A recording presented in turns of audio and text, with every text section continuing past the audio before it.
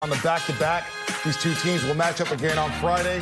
But the Warriors, the team defense was there. The shots just didn't go down, and Steph Curry will have an update on his ankle in just a second. But apparently he tweaked it, trying to split a double team and rolled his ankle on Pat Bev's foot. We'll talk more about that later in the show. But look, a good test for the Golden State Warriors. They were right there against the championship team. Mully just didn't have enough to get over the hump. And defensively, the 13-4 run by the Clippers really did the Warriors in. Yeah, the Clippers, they showed why they're a championship contender.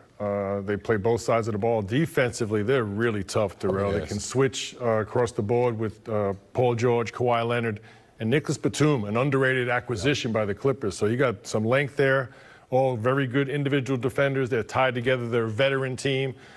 And when it got down to late in the fourth quarter, Kawhi Leonard showed why he's a two-time NBA Finals MVP, made all the plays, both scoring and assisting. Yeah, I think there's a lot of positives for the Warriors after this game, playing and competing at a high level with the Clippers. Like you said, a championship team. I just think you just got to make a few more shots down the stretch, and those guys have a deep, deep team, a deep bench, and, you know, the vets came in and made some clutch shots down at the end, like Batum and Patrick Beverley. Yeah, Steph Curry came back down to earth tonight, Mullen, but that was due to the Clippers, right? No doubt. They've got a defense that's tied together as a team, the Clippers do. And probably most importantly, they got big-time individual defenders. Yes. So Patrick Beverley can push up and pressure Steph. They can double team, and then he can also pass them off to Paul George and Kawhi Leonard. No doubt. Steph Curry with only 13 points tonight. Pascal going out there getting, 19 tonight and just holding it down until Steph, you know, got comfortable, tried to get comfortable with all those different schemes they threw at him. But I think it was a great game all the way around. Probably just got to tune up a few things and get ready for the next one. Yeah, the encouraging part for the Warriors is I thought their defense was solid throughout. And look, this is a big-time defensive team, so they didn't really find their rhythm enough to get the win. But I think a few tweaks. But, you know, I think Steve Kerr will be happy with the effort defensively. Now, you know, just tweak the offense a little bit and just find a little more firepower. Like you said, Darrell, again, Bonta, you said sixth man of the year. Right. Eric Pascal, big time off the bench. No doubt. Sixth man of the year. We're going to pump that up here on Warriors. With the Raptors, so, you know, when it's time to get a bucket and be a playmaker, they give the ball to Kawhi. But I think it was a big turning point with the flagrant foul, him being able to get those 2 free throws, then Batum and Beverley knocking down those open threes. That was the ball game right there. 13-4 run, Mully, and Batum, as you mentioned, hitting big threes. A veteran, another veteran presence coming in from Charlotte. We thought the guy was asleep. Thought he was done. Nice role for the Clippers, man. He hit some big shots. Big-time acquisition for Batum, and I think this is a perfect role for him. I think in Charlotte, he had that big contract. No matter what he did, it wasn't enough. Right. But here, I think he's whatever he does, he's actually exceeding his expectations. No doubt about it. Let's take a look at Steph Curry's ankle here. Got to play a game. One day off, they got to play him again. They don't want him getting any rhythm. No rhythm. So that's the #1 goal of that defense, is to shut Steph Curry down. All right, let's go back to Chase Center here from Fitz and Buki on that matchup Friday night. It'll be game 2 of this 2-game set between the Warriors and the Clippers. Well, when you play a team twice in 3 days, it's all adjustments and game plan. I don't think the Clipper game plan is going to be any different. A million guys guard Steph Curry, and what does he do with the ball? Now, he gave up the ball, but I think the Warriors got something out of James Wiseman, but they can get more. On all the lobs, all the pick and roll, I think he can be even more of a weapon than his 10 points. I would definitely love to see more pick and roll with James Wiseman. Just pick and roll in general with the Warriors. They usually get something good out of it. But early in the game, the shot selection wasn't great. And I thought at the end of the game, the execution wasn't great. The shot selection wasn't great. Guys weren't on the same page at times. On the offensive side, there were some turnovers. 13 turnovers is great.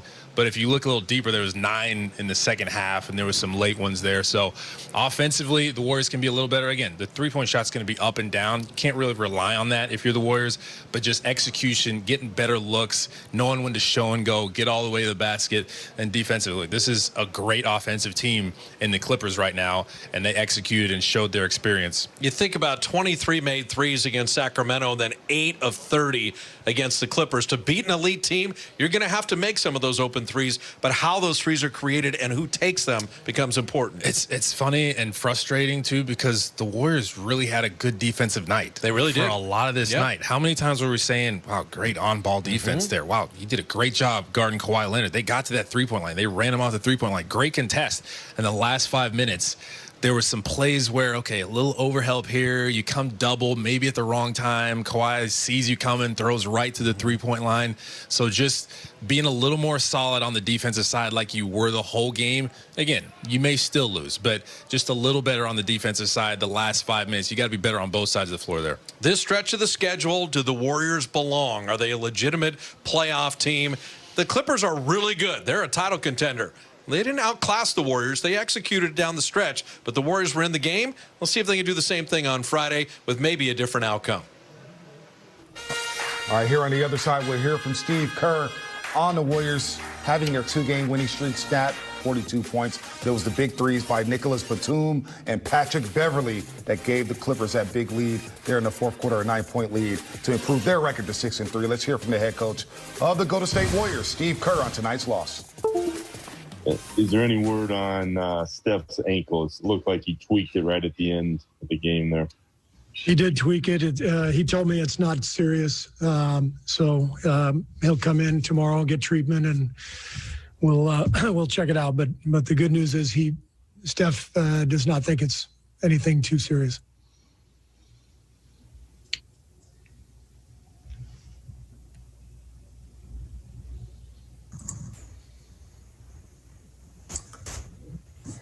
Hi, Steve. Brian Wood with NBC Sports Bay Area. Both sides got off to a bit of a slow start tonight. I'm wondering, do you think that what happened earlier today in the Capitol had anything to do with that? I thought both teams were playing great defense, Brian. There was a strange energy in the air at the start of the game, and that may have been a factor. But I saw two teams really competing, and we have gotten so much better at the defensive end over the last week or 10 days. And the Clippers, obviously, after last night's loss to San Antonio, I thought they came out and played a great defensive game. So maybe a combination of all that. What do you think was the largest offensive issue for you guys tonight?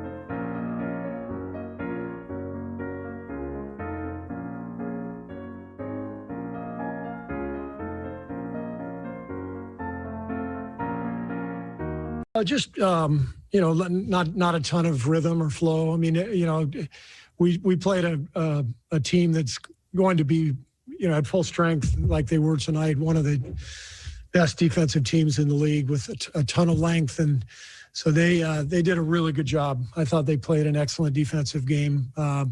They hounded Steph, and we couldn't find a rhythm. But I was really proud of the guys. I mean, they hung in there the whole game. Our second unit, led by Eric Paschall, came in, did a fantastic job in the fourth to help us take a lead, and we had a shot. But give the Clippers credit; they played really well. He used Andrew Wiggins to guard Kawhi Leonard. Is he basically your prime wing stopper at this point when you're going against guys like Kawhi? Yeah, Andrew and Kelly both. There's in this league you have to have size and length on the wings to guard people like Paul George and Kawhi Leonard. So both Kelly and Andrew have been really good defensively. I thought they were excellent again tonight, and so it's a really positive sign. I love this team. I love our guys.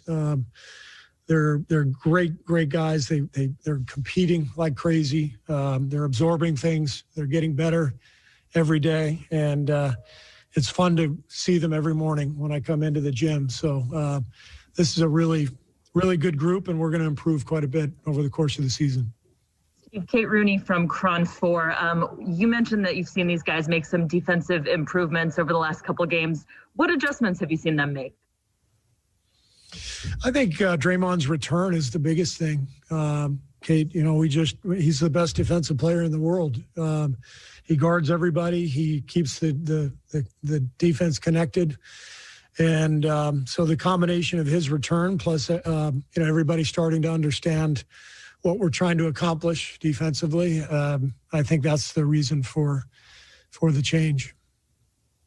CJ Peterson, San Francisco Examiner. Steve, you mentioned you like that lineup with Wiggins, Bazemore, Lee, Pascal, and Watermaker, particularly in the fourth quarter, that really kind of kept you guys around, especially when LA kind of threw their starters back in. What do you like particularly about that group, and what makes them really so tough as far as defensively and making some shots too? Well, we've got shooters in that lineup, and we've got Eric Pascal to play through. We've sort of just discovered this lineup over the past week since Marquise's injury. It shifted Eric to the 5, and he looks very well suited to that role. He played 20 minutes. He got 14 shots up. So he's an offensive force, and with that group, he's got shooters around him, and we're going to get him the ball quite a bit. So I think it's been a good fit. I think Kent Bazemore has been fantastic. Mike Mulder came in, knocked down a shot in the first half, and gave that group a boost. But I like what the bench is doing overall. What did you see out of Wiseman today? I think playing against a great team like the Clippers, a team that has all that experience and length and that does all that switching, it's not an easy team to play against for a young guy. So great learning experience for him tonight. Every day is a help for him.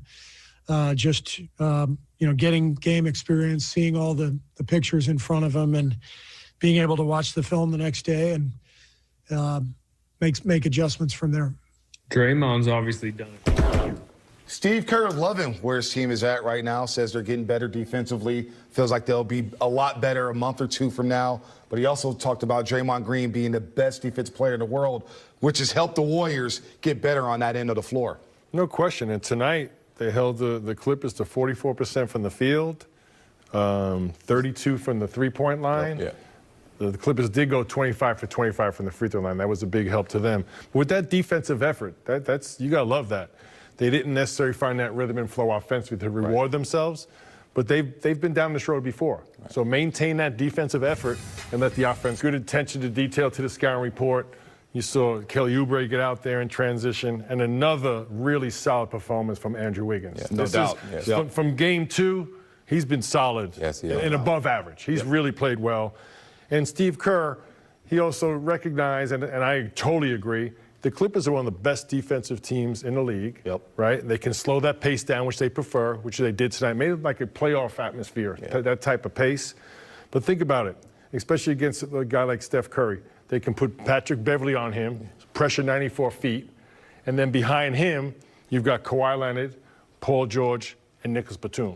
That's length, switchability. That's a heck of a defensive unit out there, Darrell. It definitely is. And a former teammate of mine, Batum, he loves to challenge the guard, whoever it is on the offensive end, whatever, take the point guards out. And then you talk about Paul George and Kawhi Leonard, two of the best two-ways in the league. So it's going to be tough for Steph, but, I think they'll figure it out how to get him more easier looks. Yeah, and not a whole lot of adjustments, for the second game.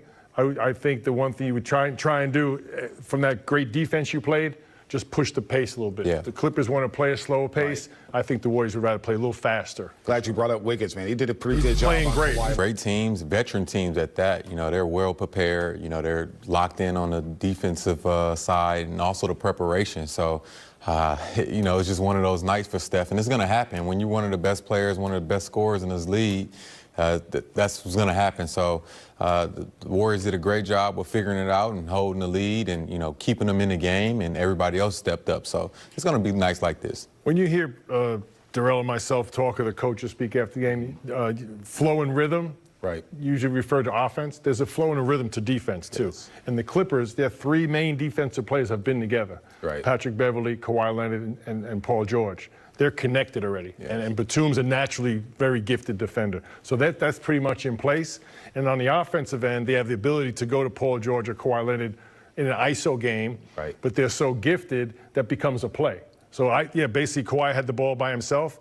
you come double, becomes a great play because he's a great passer. He hits Batum in the corner. Yeah. So they'd rather play that slow down, playoff style offense, but they got those gifted defenders. So, and Steve Kerr, rightfully so. Right. Give them a lot. They're a title contender. No this doubt. was a big step up. Yep. I thought the Warriors played well. They have to play better.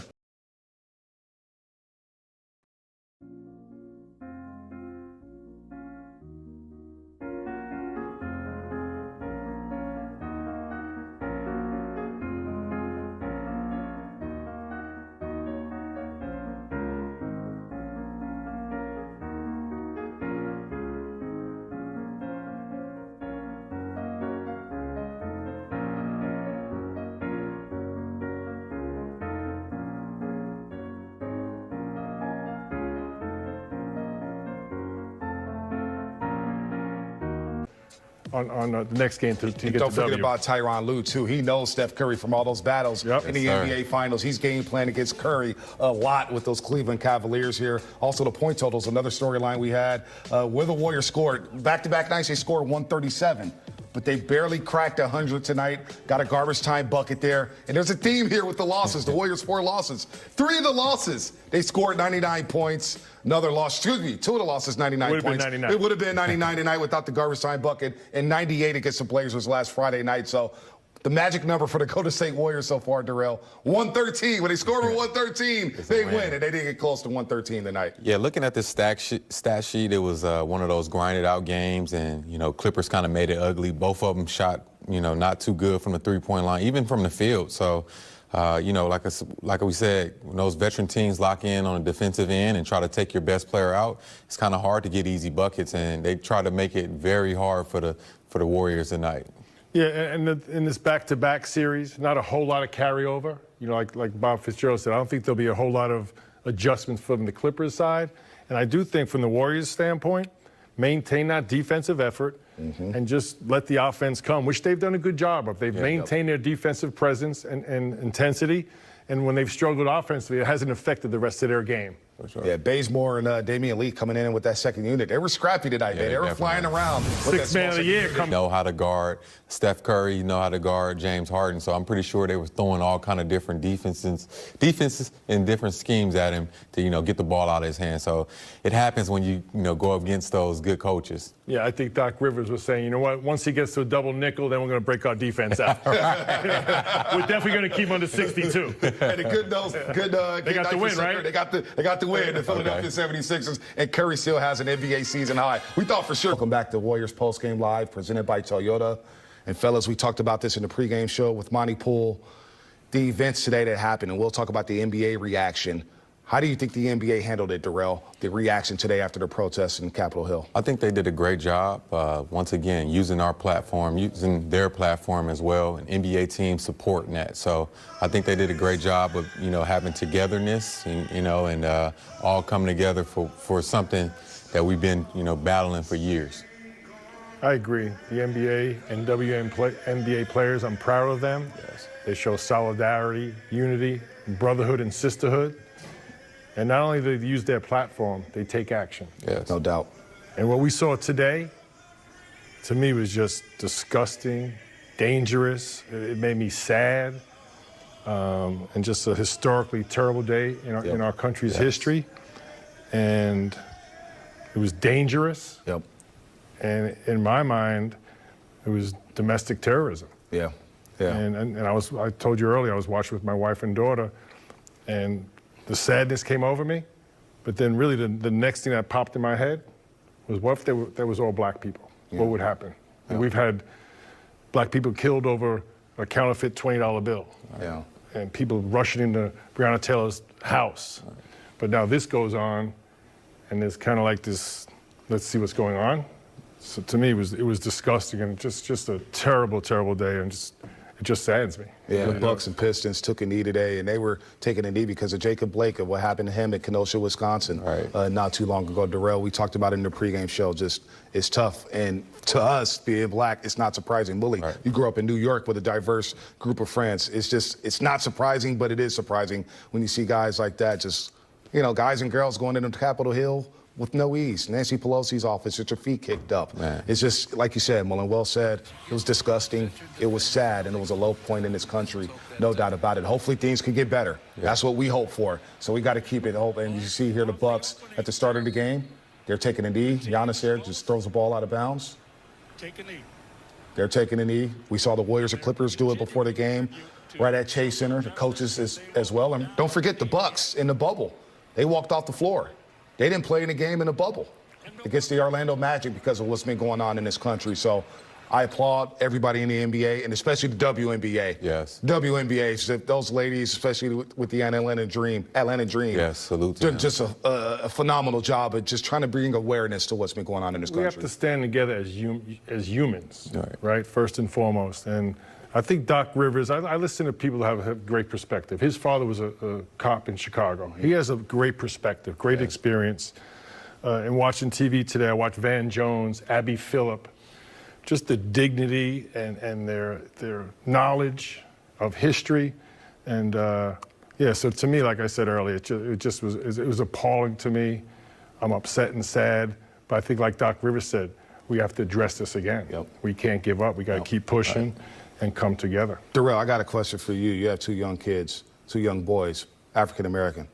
What do you tell them when an event like this happens tonight? Or what's been going on? How do you prep them for what the real world is going to be like for them? Man, you just try to be as real as possible. And that's something that my wife and I, we take, full responsibility of, is telling them the real and what's really going on in this world and not trying to sugarcoat it and let them know that, sometimes we're seen different to people. So you just got to, be respectful, be aware of your surroundings, and, try to do the best you can to be a great human being in America.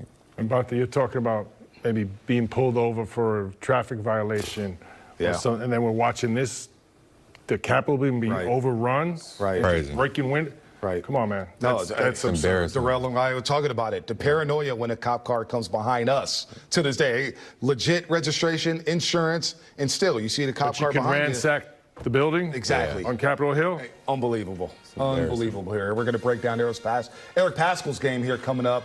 We'll get back to basketball here on Warrior. Sixth man of the year, Laverne Sweet Lou. You now have competition because Pascal is balling right now. 15 first half points. He really kept the Warriors in this game against the LA Clippers. Jumpers, threes, playing solid defense. He's doing a little bit of everything for this Warriors roster, especially that second unit, D, right? Yeah, I definitely think he's doing a little bit of everything. Offensive rebounds, putbacks, finding his rhythm on jumpers, knocking down shots with confidence, and just playing a great role off the bench. Like you said, sixth man of the year for sure. Just keep working. Yeah, once Draymond Green got inserted to the starting lineup, Steve Kerr has since used Eric Pascal as a backup five, and he's been so efficient, smart player, well coached at Villanova.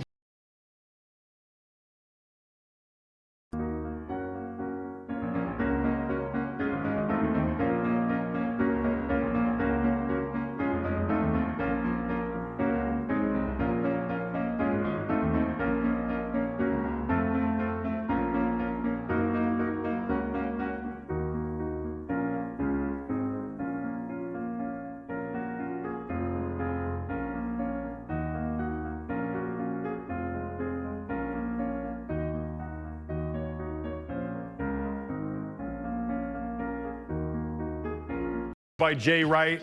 Here he forces the switch. The shot goes up.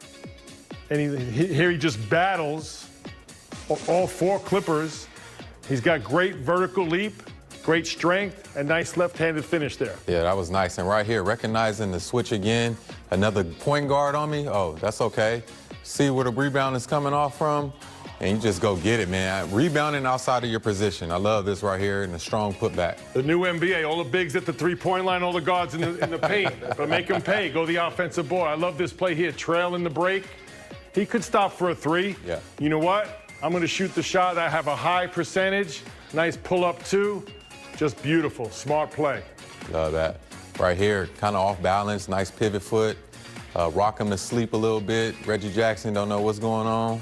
Knockdown. Great shot right there, right over point guard. Great efficiency. And here, he can play on the ball defense. He really can. Here, he guards Kawhi Leonard, keeps his hands back, chests up, gets his hand up, a nice box out, get the rebound, let's get out and go. Great individual defense there by Eric Paschall. Yeah, I love how he's taking the challenge right here, man. He's, you know, the last clip we saw him versus Kawhi, now PG right here, just making it hard for him, using his body and in great position right here, and he finished it with a contest. Every coach wants to contest. No matter how the shot is being taken, you got to finish with a contest. So I think he did a great job. And you see the unique combination of strength and speed, lateral quickness, and power to rebound. So he's a really unique player, and he's found his role. He really has. As the backup five coming off the bench, his efficiency has been off the charts. Yep. And I think he's taking the shot that he wants. Yes. So there's some open threes there. Right. He'll dribble in and take the two, the one he's more comfortable, and that's why his percentages are so high. 57% from the floor, 40 for three, and coming off the bench there. 6 straight games coming off the bench, 6 straight games of double figures in points. Paschall is doing his job coming off the bench there. He had a few fumbles tonight, which you usually don't see at 3 turnovers. But again, for him, you know, very productive night, 18 minutes. But another educational night. Definitely, and I think, you know, him going up against Ibaka, you know, a defender in this league for years, and didn't look scared at all. You know, he took 2 great mid-range jumpers in front of his face, and it was all net. And he's also understanding spacing and being in the dunker area, because these guys are looking for him. Once they drive, Draymond's going to throw that lob up there, and I think he got maybe 2 or 3 of them tonight. And, yeah, you just got to keep building, keep learning each and every night, so, you know, next game he can learn from those mistakes. And we saw him make those adjustments in this back-to-back series, in the Portland series. That second game of the Portland, he was much better defensively. So he'll make some adjustments. It'll be exciting to watch him make those adjustments. Had a nice roll to the basket there in the fourth quarter, crunch time off his Curry pass, and got a dunk there. Let's hear from the rook, James Wiseman, here after the Warriors lose to the Clippers. Hi, James. Kareth Burke, NBC Sports Bay Area. Steve Kerr was mic'd up for this game, so we could hear him tell you, don't let your frustration impact your effort. What was it like getting that piece of advice? Just trying to get through it. I was kind of frustrated a little bit, but, I mean, I'll get through it. It's my rookie season, so I'll be okay. What was it that you were frustrated by? Just, like, the fact that it was, like, a lot of confusion on the offensive end. I was trying to wait on Steph to come off the screen, but he didn't come. So I was like, okay, should I make a move or should I wait on Steph? So that's how I got them turnovers and stuff like that. So it was kind of confusing to me. So I just got like really frustrated. So yeah. Would you call yourself a perfectionist? How much space do you give yourself to learn? Most definitely, I call myself a perfectionist because if I mess up one mistake that I know that I can make, I get very, very angry. So I just trying to get better, but that's just because I just want to be the best version of myself. So try my best every day to get better. So I feel that that's a plus. I believe so, but just don't be too much of a perfectionist to where I take myself out the game. So most definitely. Hi, James. Carlos Ramirez, NBC Bay Area and Telemundo. We saw you had that turnover on the top of the key, and then coach called you out, told you a couple of things. Could you take us through that conversation, what that was like? Just trying to wait until Steph come off the screen, but he didn't come. So I was kind of in the middle, like, should I make my move or should I wait on Steph? And the play was taking too long to develop. So by the time that happened, Serge Ibaka ripped me, and then they got the score on the other end, and I didn't run back. So that was my fault. And I take the blame for my accountabilities, and he just told me to, like, make sure that I don't get frustrated and just get back on defense. But that's something that I can fix. That's nothing. Man, this 19-year-old, his recall is amazing. Yes. And he is hard on himself, man. That is a good sign for the Warriors moving forward. It definitely is. It sounds like he cares. You know, most young guys come in this league and they're happy to be in better each and every night. He wants to be a star, so he's holding himself accountable, and that's what you love to hear from a young player. Very responsible young man. And someone told me way back, even the greatest players, you want to be perfect, but just keep making progress. Yeah. You know, and perfection may or may not come, but keep progressing. James Wiseman continues to do that. He already told us what he's going to change for the next game. Right. So he's got it. And you know what? With his skill and talent, he can change it right now. Yeah, that's no the beauty. That's the beauty. Knowing it's one thing, being able to change it physically and mentally is another, and he's got it. You talk about progress. Andrew Wiggins is making progress with this Golden State Warriors roster. 8 for 12 tonight, 19 points. He played really well on both ends of the floor. Let's hear from Wiggins after the loss to the Clippers. Andrew, what did it mean to you to take a knee before this game? This means, we want change. That's the main result. We want change, equality. We want justice, most important.